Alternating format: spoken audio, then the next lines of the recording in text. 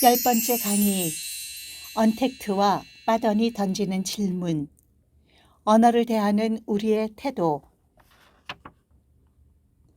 어렵다는 비난을 받으면서도 왜 전문가들은 어려운 말들을 쏟아내는가? 저속하다는 비난을 받는 말들이 저속하다는 평가를 받는 진짜 이유는 무엇인가?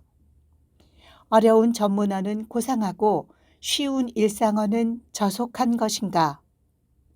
전문어와 일상어에 대한 이러한 태도는 왜, 어떻게 만들어진 것인가? 전문어와 일상어의 거리가 먼 한국어. 한국어가 현재 이런 모습을 갖게 된 이유는 무엇인가? 앞으로 우리는 어떤 모습의 한국어를 만들어 가야 하는가? 이를 위해 우리는 어떤 태도로 언어를 바라보아야 할까?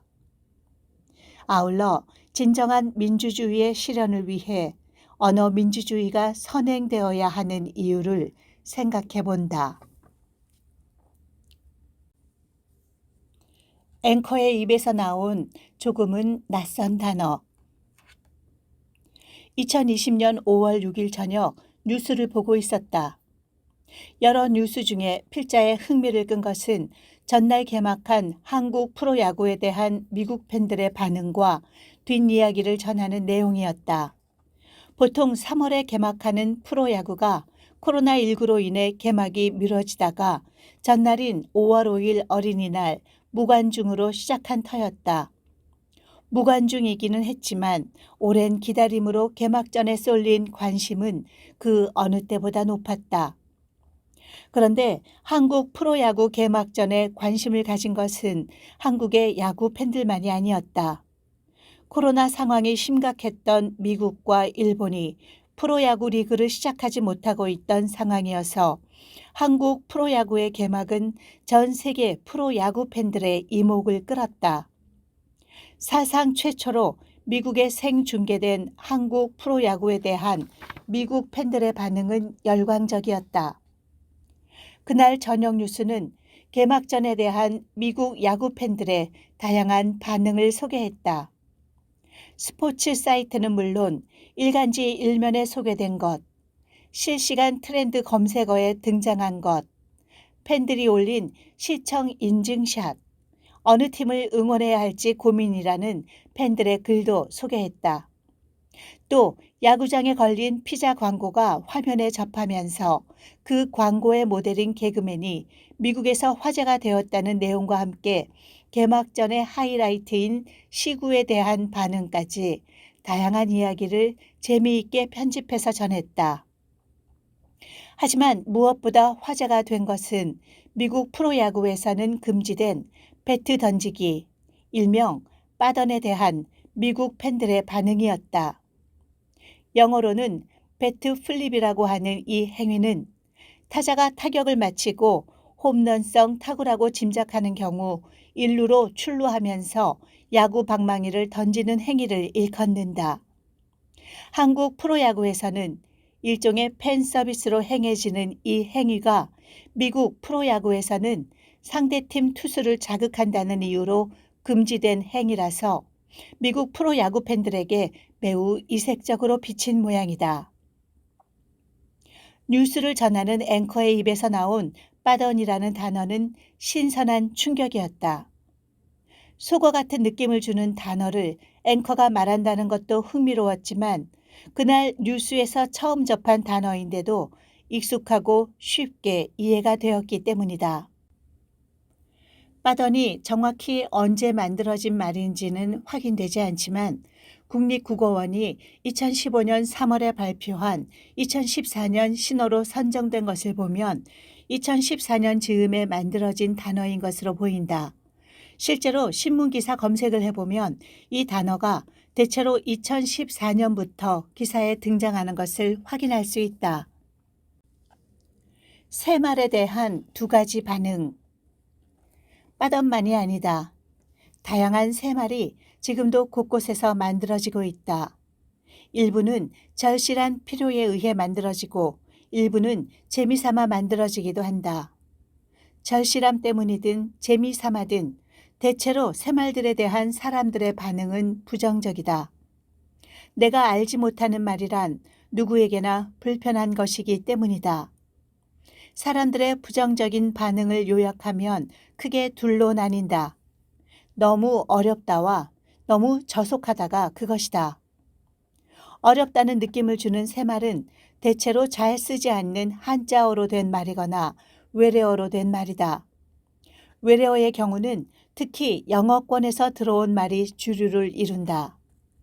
어렵다류에 속하는 말들은 전문가 집단에서 시작되어 일반인에게 퍼지는 것이 일반적이다.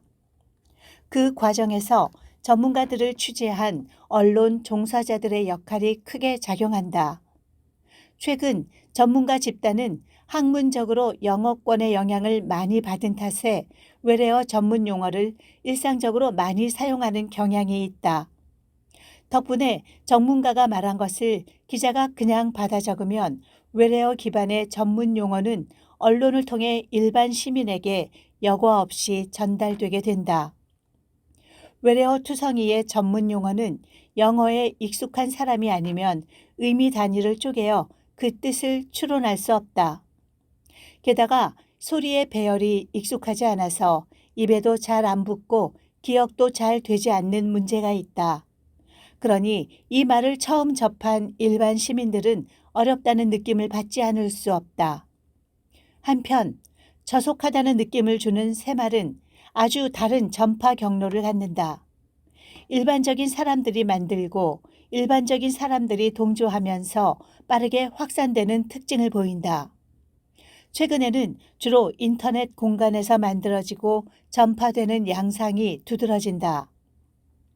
이 단어는 왠지 저속하다는 느낌을 주기는 하지만 쉽게 잘 학습되는 특징이 있다. 처음 들었을 때는 뭐지? 처음 듣는 말이네 하다가 그 말의 뜻을 듣고 나면 누구나 금방 아하 하며 쉽게 이해하게 된다. 금방 입에 붙는다. 그러니 전파가 빠를 수밖에 없다.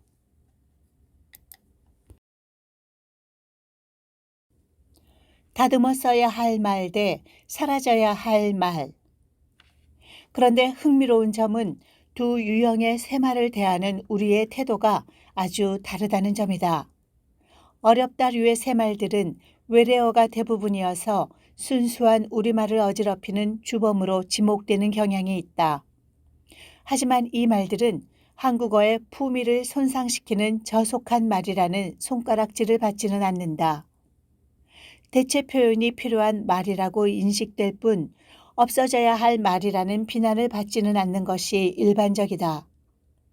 그래서 이 말들은 보통 다듬을 말의 명단에 올라 국립국어원 새말 모임의 손길을 거치게 된다. 모임의 손길을 거쳐 나온 다듬은 말은 대체로 조금은 어렵고 익숙하지 않은 한자어의 모습을 갖게 되는 것이 일반적이다. 반면에 저속하다류의 새말에 대한 태도는 아주 다르다. 같은 새말이지만 이들은 한국어의 품격을 떨어뜨리는 말이라고 손가락질을 받는다. 다듬어 써야 할 말이 아니라 그냥 없어져야 할 말로 생각되는 경향이 있다. 그래서 이런 말들은 공식적인 자리에서 사용되면 안 되는 말로 인식된다. 방송이나 언론에서 사용되면 비난을 받게 되는 이유다. 이 말은 왠지 한국어의 아름다움을 파괴하는 나쁜 단어라는 느낌을 주고 써서는 안 될 말이라는 생각을 갖게 한다. 뉴스에서 빠던을 듣고 신선한 충격을 받은 이유가 바로 여기에 있다. 빠던은 전형적으로 저속하다류에 속하는 새말인데 그런 빠던이 저녁 뉴스에 등장했으니 귀가 쫑긋해질 수밖에 없었던 것이다. 빠던이 저속하다류 새말의 예라면 언택트는 어렵다류 새말의 예가 될 수 있다. 언택트는 코로나19 초기인 2020년 상반기에 가장 많이 사용된 새말 중 하나라고 해도 과언이 아니었다. 2020년에 만난 두 단어 언택트와 빠던을 통해 우리가 지닌 단어에 대한 태도 그리고 말이 전해주고 있는 우리의 모습에 대해 생각해 보려 한다. 이를 위해 우선 이 두 단어가 어떻게 만들어진 단어인지부터 알아볼 필요가 있다.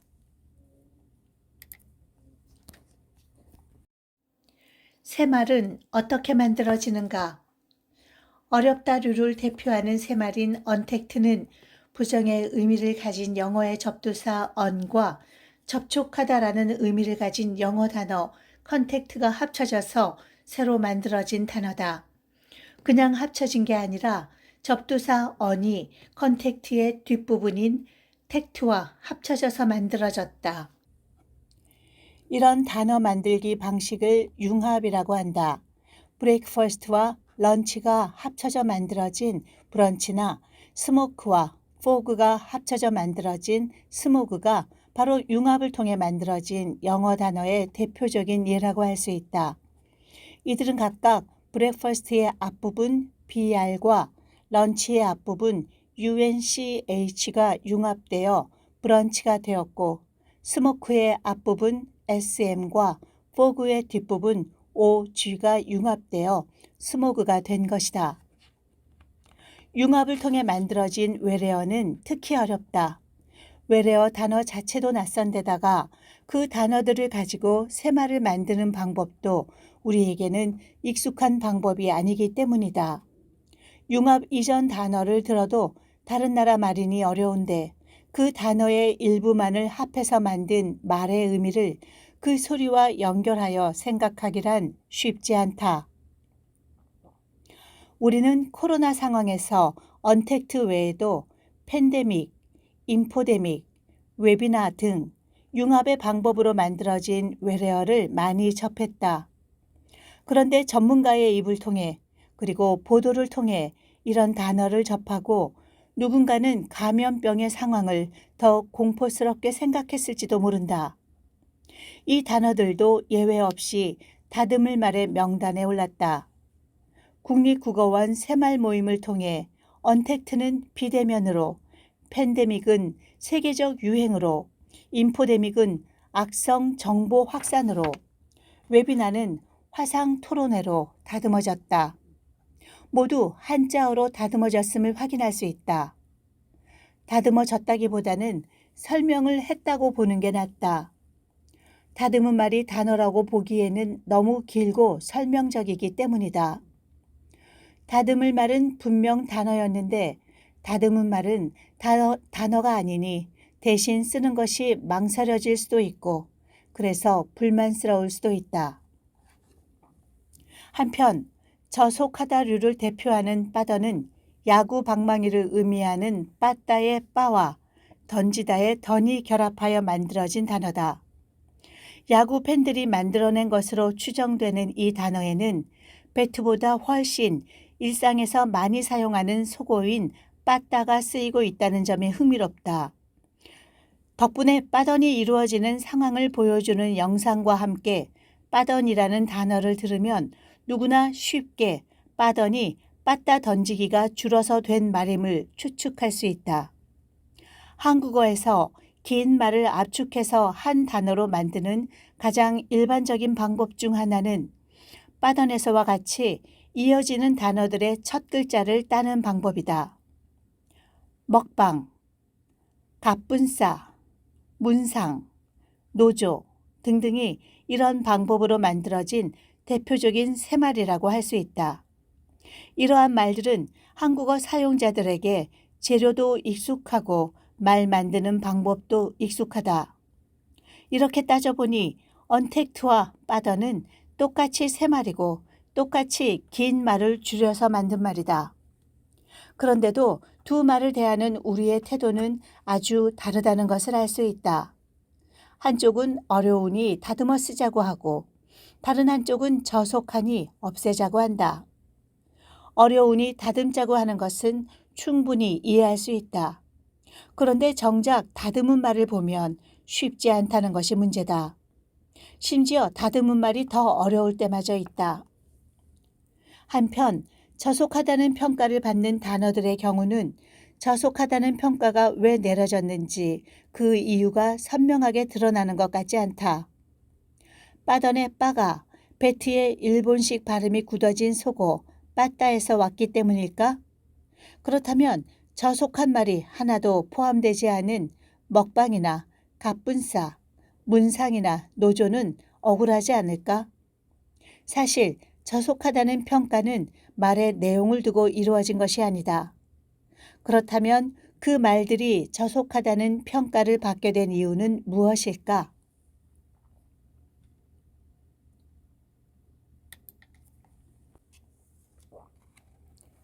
저속하다는 평가를 받는 이유.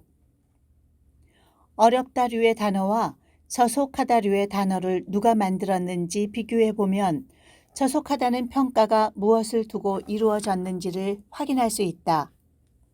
어렵다류의 새 말은 전문가 집단에서 시작되고 전문가 집단이 주로 사용하다가 일반에게 퍼진다는 특징이 있다. 반면에 저속하다류의 새 말은 일반인이 만들어 일반인 사이에서 퍼지는 것이 특징이다. 결국 저속하다는 평가는 말에 대한 평가가 아니라 그 말을 만들고 사용하는 사람에 대한 평가임이 드러난다. 일반인이 만든 새말에 저속하다는 평가가 뒤따르고 있음을 통해 이를 확인할 수 있다. 전문가들이 만든 새말이 보통 어렵다는 평가를 받게 되는 이유는 그들이 일상적이지 않은 어려운 재료와 익숙하지 않은 방법을 활용해서 새말을 만드는 경향이 있기 때문이다. 전문어는 대부분 한자어나 외래어가 재료가 되는 경우가 많다. 반면에 고유어는 일상어의 영역에서 사용되는 경향이 있다. 전문적이고 학술적인 말에 주로 한자어와 외래어가 사용되다 보니 한자어와 외래어는 고상하고 고급스럽다는 느낌을 갖게 된다. 반면에 일상에서 주로 사용되는 고유어는 상대적으로 급이 낮다는 인상을 갖게 된다. 이러한 생각이 말에 대한 우리의 태도와 고정관념을 만들어간 것이다. 그리고 그 태도와 생각이 다시 사용되는 말로 인해 각인되는 악순환의 고리가 이어지게 된 것이다. 그 악순환의 고리를 끊어내지 않는다면 언어 사용자들의 직관에 잘 맞는 쉬운 재료와 익숙한 방법으로 새말을 만드는 새롭고 참신한 방법은 저속하다는 평가를 받게 될까 두려워 시도되기 어려워질 것이다. 그렇게 된다면 우리말 안에는 어려워서 이해가 잘 되지 않는 말 혹은 우리 것이 아니어서 순화 대상이 되는 말이 점점 많아질 수밖에 없게 될 것이다. 결국 언택트는 전문어처럼 느껴지고 빠더는 전문어가 되기에는 뭔가 어색하다는 생각이 들게 한 것은 말 그 자체가 아니라 우리가 가진 말에 대한 태도였던 것이다. 드라이브스루 진료는 왜 차 타고 진료가 될 수 없을까? 코로나 상황에서 대한민국은 창의적인 방법으로 소위 K-방역을 만들어갔다. 드라이브스루 진료도 대표적인 성공 사례 중 하나로 꼽힌다. 감염이 의심되는 사람들이 자신의 차를 스스로 운전하고 와서 차에서 내리지 않고 차를 탄 채로 손쉽게 검사를 마칠 수 있도록 만들어진 곳이 바로 드라이브스루 진료소다. 감염이 의심되는 사람이 검사를 위해 진료소를 찾았다가 다른 사람들을 감염시킬 수 있는 가능성을 없애기 위해 고안된 것이다. 그런데 그 이름을 우리 전문가들은 드라이브스루 진료라고 지었다. 감염병의 대유행 상황에서 우리의 생각으로 고안된 방법인데 그 방법의 이름이 어려워서 일반 시민들이 알아듣지 못하는 웃지 못할 상황이 벌어진 것이다. 알아듣기 어려운 이름을 붙인 탓에 시민들은 입에도 붙지 않는 말에 소외감을 느꼈고 정부는 그 방법의 이름을 알리기 위해 쓸데없는 노력을 해야 했다. 시민들이 쉽게 알아들을 수 있게 차 타고 진료 혹은 차 탄 채 진료와 같은 이름을 붙였다면 어땠을까? 물론 드라이브 스루라는 말은 유명 햄버거 업체와 커피 업체를 통해 연령이 낮은 세대 그리고 대도시 지역에 사는 사람들에게는 익숙한 표현일 수 있다. 하지만 연령이 높거나 대도시 지역에 살지 않는 사람들에게는 익숙하지 않은 표현일 수 있다. 드라이브 스루에 이어 워크 스루도 개발했다. 걸어가면서 검사를 받는 방법이다. 그런데 왜 대한민국 국민들을 위해 만든 진료소의 이름이 워크스루 진료소가 되어야 할까? 걸어서 진료소 혹은 걸으며 진료소라고 하면 모두 다 쉽게 알아들을 수 있지 않았을까? 드라이브 스루나 워크 스루는 해외에 수출할 때 쓰는 이름으로 삼아도 문제는 없지 않았을까?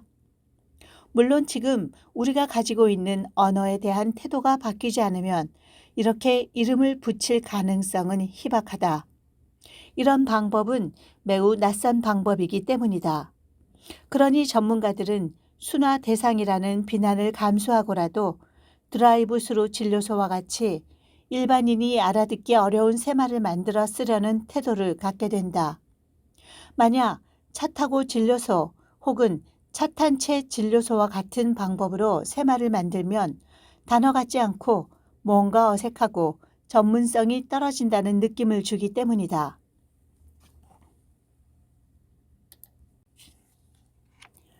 당신의 잘못이 아니다.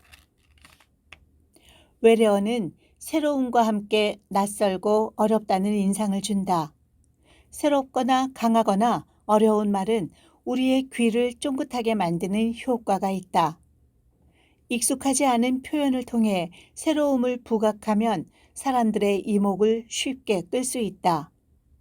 돈을 벌고자 하는 사람들은 주로 이런 효과를 노린다. 홍보 마케팅 분야의 외래어가 범람하는 이유다. 한편 전문가가 사용하는 어려운 말은 전문성을 돋보이게 하는 장치가 되기도 한다. 그 말에 익숙하지 않은 비전문가는 그 말을 알아듣지 못하는 것이 자신의 탓인 양 조심스럽다. 전문가의 말이 무슨 뜻인지 모른다고 하면 자신이 무식해 보이는 것은 아닐까 전전긍긍하게 된다. 그리고 그 말의 어려움을 탓하는 게 아니라 그 말을 알아듣지 못하는 자신을 탓한다. 이렇게 전문가의 어려운 말은 권력이 된다. 특히 외래어 사용에 대해 고민해야 하는 이유가 바로 여기에 있다. 외래어를 쓰지 말아야 하는 이유는 언어 순혈주의를 고집하기 위해서가 아니다. 말 때문에 정보로부터 소외되는 사람들이 생기는 것을 경계하기 위해서다. 쉬운 말이란 듣고 그 뜻을 쉽게 짐작할 수는 있는 말이다. 그런데 외래어는 재료 자체가 낯설어서 그 말을 듣고 무슨 뜻인지 쉽게 짐작하기 어렵다. 만약 알게 하는 것이 목적이라면 알 수 있게 만들어야 하고 알지 못하게 하는 것이 목적이라면 알지 못하게 만들어야 한다.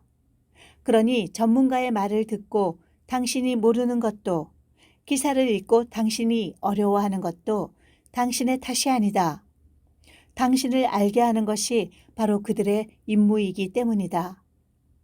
전문가의 진정한 전문성은 비전문가에게도 전문적인 내용을 쉽고 친절하게 설명할 수 있을 때 더욱 돋보이는 법이다. 또한 잘 쓰인 기사는 누구나 읽고 이해가 되어야 한다. 당신이 보통의 이해력을 가지고 있는데도 당신을 이해시키지 못하는 전문가나 기자는 능력이 부족하거나 당신에게 알려주기 싫거나 둘 중에 하나일 것이다. 전문어와 일상어의 거리가 멀어질수록 일반인들의 정보 접근성은 낮아질 수밖에 없다. 정보 접근성이 낮아지게 되면 일반인과 전문가 사이에 정보 비대칭성이 커지면서 두 집단 사이에 정보 격차가 발생하게 된다. 그리고 정보 격차의 크기만큼 정보를 가진 쪽이 권력을 갖게 된다. 그렇게 말은 권력이 되고 그 말을 가진 쪽은 권력 집단이 되어 일반인에게 군림하게 되는 것이다. 쉬운 말이 평등의 실현을 위해 꼭 필요한 이유다. 진정한 민주주의의 실현, 즉 모두가 주권자로서의 역할을 할 수 있는 사회를 만들기 위해서는 정보 격차를 최소화하는 것이 매우 중요하다. 진정한 민주주의가 실현되려면 언어 민주주의가 선행되어야 하는 이유다. 한국어 사용자들은 익히기 쉬운 문자인 한글 덕분에 문자 접근성에 있어서는 세계 최고 수준을 자랑한다. 글자를 몰라서 글을 읽을 수 없는 사람이 거의 없다고 해도 과언이 아닌 상황이다. 하지만 일상적이지 않은 어려운 전문어 탓에 전문 영역에 대한 정보 접근성은 매우 떨어지는 것이 사실이다.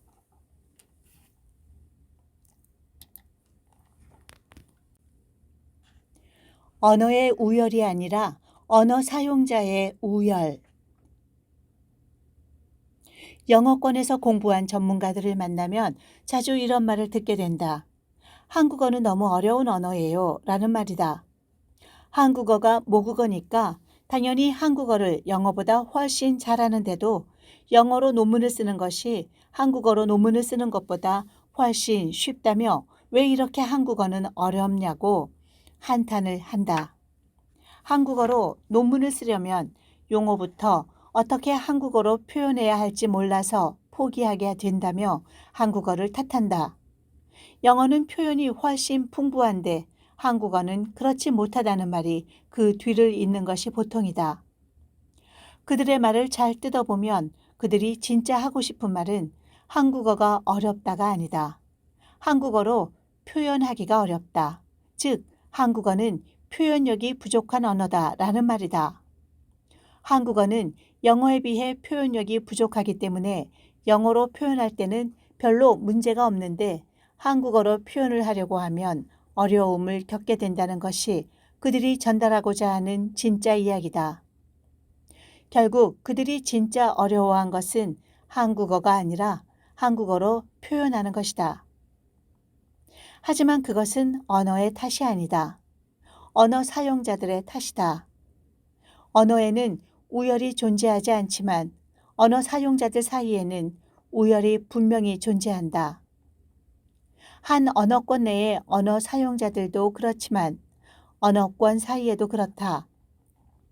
해당 언어 사용자들이 그 언어를 가지고 얼마나 다양한 표현을 해보았는가에 따라서 언어의 표현력은 달라진다. 학문 분야가 만들어지기 전에 이미 그 분야를 표현할 수 있는 모든 방법이 존재하는 것이 아니라 학문 분야가 만들어져 발달하는 과정에서 해당 분야에서 하고자 하는 표현의 내용이 생기면 그것을 표현하고자 하는 노력들이 모이게 된다. 그리고 그것을 표현할 수 있는 방법이 개발되어 가는 것이다. 따라서 한국어가 어떤 분야에 대해 표현력이 부족하다면 그것은 한국어 탓이 아니라 한국어 사용자들의 탓이다. 예를 들어 한국어로 어떤 분야의 논문을 쓰기가 어렵다면 그것은 한국어로 전문적 표현을 만들어가지 못한 그 분야 전문가들의 책임인 것이다. 영어로 전문적인 표현을 잘할 수 있게 된 것은 영어권 전문가들이 그러한 노력을 지속적으로 해온 덕분이지 영어가 태생적으로 그런 표현을 잘할 수 있는 언어였기 때문이 아니라는 뜻이다. 결국 영어는 전문적 표현에 더 우월한 언어이고 한국어는 전문적인 표현에 열등한 언어라고 생각하는 것은 잘못이다. 이보다는 영어 사용자들은 영어를 가지고 전문적인 표현을 하는 방법을 훨씬 오랫동안 깊이 고민하면서 그 방법을 스스로 만들어 온 반면에 한국어 사용자들은 아직 그런 고민의 시간과 경험이 부족했다고 하는 것이 맞다. 우리가 우리 역사에서 우리말을 가지고 전문적이고 학술적인 내용을 표현해 본 것은 그리 오래되지 않았다. 한국어로 작성된 문서가 국가의 공식 문서로 인정받은 것은 가보개혁 이후이고 그나마 일제강점기 동안에는 한국어가 국어로 인정받지도 못했다. 그러니 한국어의 표현력을 탓할 게 아니라 한국어의 표현력을 높이지 못해온 과거와 현재를 반성하고 노력을 통해 미래를 기약해야 한다. 이를 위해 전문가들에게 꼭 필요한 태도는 번역가의 태도가 아니라 창조자의 태도다. 외국의 전문 용어를 학습해서 이것을 어떻게 한국어로 번역할까를 고민하는 태도에서 벗어나서 만약 내가 그런 개념을 만들고 그런 체계를 세우고 그런 이론을 만들었다면 나는 나의 말로 어떤 이름을 붙일까를 고민하는 태도를 가져야 한다. 남들이 만든 말을 그냥 가져다 쓰면 당장은 쉬울 수 있다. 하지만 그렇게 되면 그 말에 종속되어 자신의 말을 만들 수 없게 된다. 자신의 말을 만들 수 없다면 결국은 자신의 생각을 만들 수 없게 된다는 문제가 생긴다는 것을 꼭 기억해야 한다.